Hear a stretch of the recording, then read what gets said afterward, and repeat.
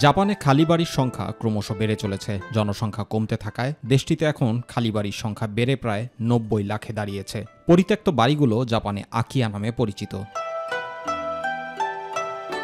এক প্রতিবেদনে বলা হয়েছে, টোকিও এবং কিয়োটোর মতো বড় শহরগুলোতেও আকিয়া বাড়ির সংখ্যা বাড়ছে, যা সরকারের জন্য একটি সমস্যা। দেশটিতে বয়স্ক জনসংখ্যা বেশি, সে তুলনায় জন্মহার কম, তাই জনসংখ্যা বাড়ছে না, দেশটিতে বরং কমছে।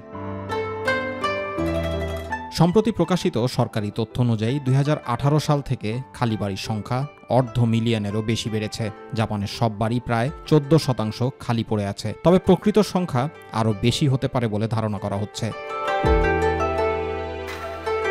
বাড়িগুলো খালি পড়ে থাকার মূল কারণ, বেশিরভাগ বাড়ির উত্তরাধিকাররা গ্রাম থেকে শহরে পাড়ি জমাচ্ছেন। এটা শুধু গ্রামীণ সমস্যাও নয়, শহরেও অনেক খালি ঘর রয়েছে।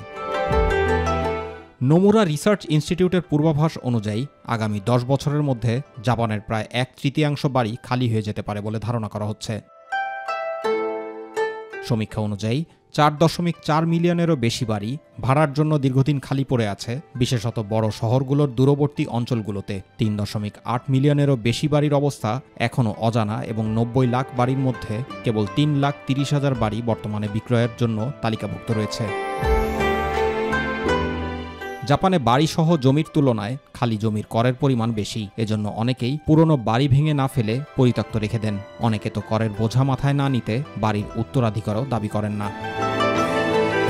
জুবার রহমান, মাই টিভি নিউজ।